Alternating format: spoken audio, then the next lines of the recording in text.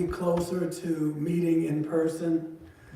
And I want to talk this morning about politics, but not electoral politics. I want to talk about the politics of what it means to be a human being. How we see human nature just very well may be the most important political question of all. Now, I know that may seem a little far-fetched, but have you ever really thought about it? We, as Unitarian Universalists, are offspring of the Protestant Reformation, right? Everybody zigged and we zagged. So we split away from the Christian religious orthodoxy by declaring this bold statement, that humanity is always in a state of becoming, always in a state of evolving. We are not stagnant, and we are certainly not born in sin. We have some would say inflated, but we have a higher vision of what human beings can possibly become. So now, I'm not saying all people, but what I am saying is many political and religious conservatives, again, not all, they hold the belief that humankind is inherently bad and filled with sin. And so when Unitarians and Universalists said that we're not born in sin, that we are always evolving and becoming, that was a very right. People lost their lives because of that statement. And so when people say that we cannot evolve beyond a certain point because of something within us that is in arrested development, that doesn't sit well. At least not with me. So just as we can be very dogmatic as progressives, as liberals, the attitude of many religious and political conservatives divides humanity into us versus them because of this belief. Consciously or not, do you really believe in the inherent worth and dignity of every human being? Do you really believe in and trust the basic inherent goodness of humanity? Not just pay lip service to it, but do we really believe that deep down inside of us? Because the way you answer that question may be the most important question that our world faces today. You have to live under a rock to see today that human beings are at a crossroads on this planet. We have the power to either create an apocalyptic scenario on this planet and destroy ourselves, or we can create a future of promise for us and our children. There is intense uncertainty as to the outcome of our future. And so in these challenging times, we may want to search ourselves. That's the best place to start. What is the basic belief in the nature of our humanity, collectively and individually? At this time in history, there is tremendous doubt about the inherent goodness and worthiness of our species. The world appears to be full of evil. But if we draw the conclusion that humanity is not basically good, that we don't have inherent worth and dignity, what good can the future hold? If we believe that humanity is basically flawed and defective and not to be trusted, we will continue to have Brexit votes, reality TV stars running as the leader of our country. We'll always vote for the law and order candidate, saying that we believe in justice, but we don't believe in mercy.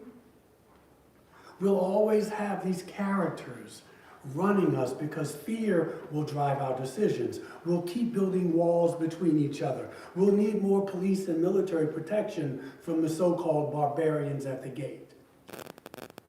There's an old saying, and I'm sure you've heard it, that you should choose your enemies wisely because you're going to spend the rest of your lives fixating on them. I'll give you an example. A few years ago, our administrator at the time had come into the office very upset one morning because someone had hit her car and left the scene. She wasn't hurt. Her car had a few scratches. That's all that happened, but she was feeling very violated by this selfish act, understandably so. We wound up chuckling about it, and then we wound up laughing about it because she told me a few days before that she lost her American Express card. Then she told me that someone found the card and had been trying to contact her at least twice over the phone. He had an old number. And so he left his business card on her front door. So I guess he called American Express to get the address, so much for privacy, but he gave her a gift. So on the one hand, there was a person who had hit her car and left the scene. On the other hand, someone found her card and returned it to her. Two radically different human behaviors. Now, a pessimist would focus on the hit and run and would see the returning of the credit card simply as an anomaly. We can complain because rose bushes have thorns, or we can rejoice because thorn bushes have roses. This is what Abraham Lincoln tells us.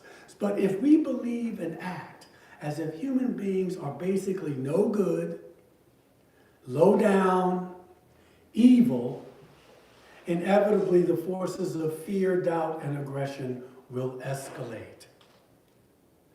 How and if we move forward will not and cannot depend on one spiritual, economic, or political system.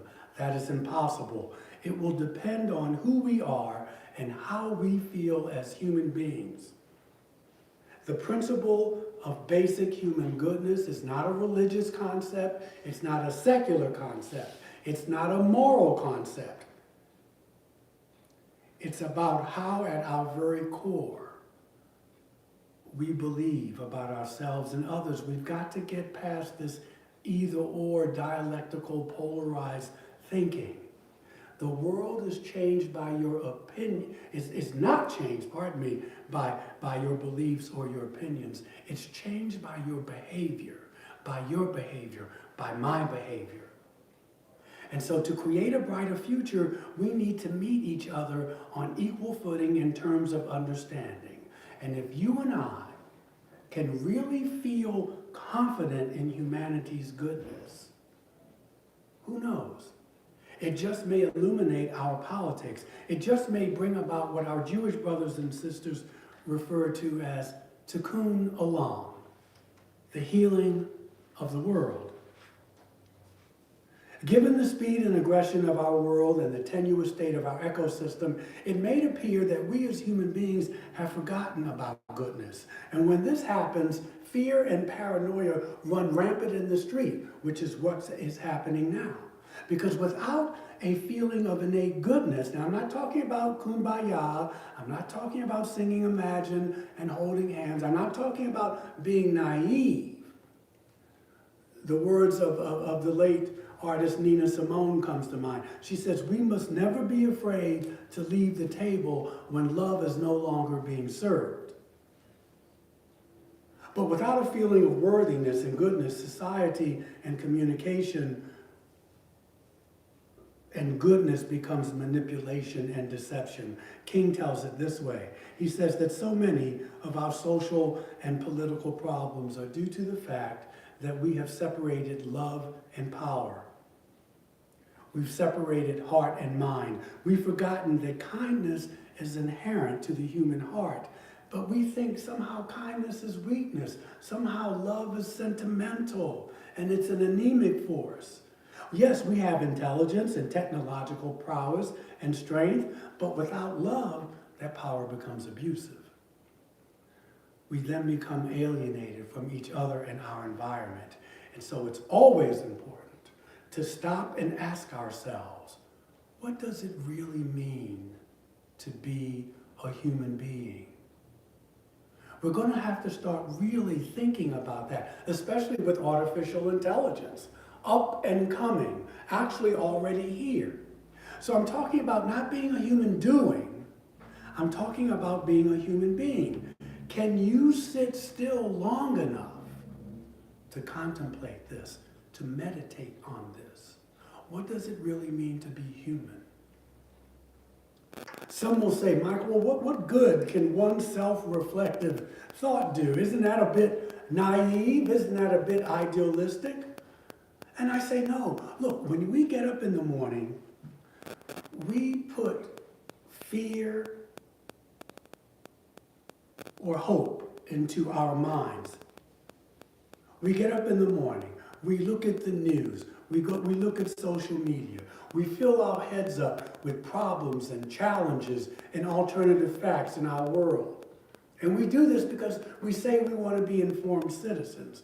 Then we pour caffeine on top of it, and then we wonder why our days are hectic and depressing and confused. We do this unconsciously, but we do it.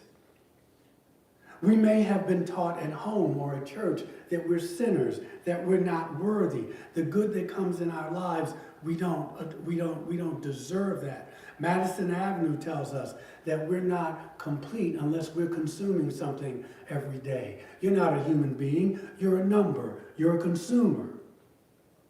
And I'm suggesting to you that by just taking a deep breath, by just taking a moment to self-respect, well, self-respect is up there, but to reflect, to be still just for a moment, and to realize the preciousness of life and our connections with each other. Daily life is challenging. You'll get no argument from me, and there are plenty of reasons to think that human nature is bad, but you've got to listen to what's in your heart. Your heart is the tool for individual transformation and for social change. Feeling is what makes us human. Not reason, feeling. Believing in the goodness of human beings, of creation, of nature. When there is a lack of patience, the connection breaks down. When the lack of patience becomes evident, we become more selfish and angry. We react more painfully, more indecisively, with more uncertainty. And if we are going to survive as a species, not just to survive, but to thrive, we must be courageous enough to believe in the goodness of human beings. And despite what social media tells us, we must begin to examine our assumptions. Goodness happens all around us in all ways. When we smile at another person, when we engage with someone, people will always say and do stupid things. Always. You can count on that. Society will always do that. When something goes wrong, we blame ourselves. The first step is not to be afraid of being vulnerable. The second step is called courage. The courage to feel, to join with others in goodness. We must believe in our own humanity. King puts it this way, because this is really more about, it's not about saving the world, it's about serving it. He says, the person who hates you has some good in him or her. Even the nation that hates you, even the race that hates you has some good in it. Discover the good in your enemy, and as you seek to hate him or her, find the center of goodness in them. And you put your attention there, and you'll have a new attitude. All great spiritual teachers and paths lead to this technique. To believe in goodness, the illuminated society, as Plato talks about in the Republic, an enlightened society, an evolved society, it's not a utopia. We're not talking about Shangri-La. We're just talking about the politics of being a human being. Howard Zinn wrote this almost 30 years ago. To be hopeful in bad times is not just foolishly romantic. It is based on the fact that human history is a history not only of cruelty, but also of compassion, of courage, of sacrifice and kindness. And if we see only the worst, it destroys our capacity to do something. If we remember those times and places, and there are so many of them, where people have behaved magnificently, this gives us the energy to act, and at least the possibility of sending this spinning top of a world in a different direction. The future is an infinite succession of presents, and to live now as if we think human beings should live in defiance of all that is bad around us is a marvelous victory. I love that idea. Slowing down to self-reflect creates a space where our collective, individual, and political lives can meet. It is our nature as human beings. It is who we really are. And this will improve not only our personal lives, but our political lives as well. For if the truth is told, and that's what we're about here at UUCSB, if the truth is told, there's really no separation. May it always be so. Amen, Ashe, and blessed be.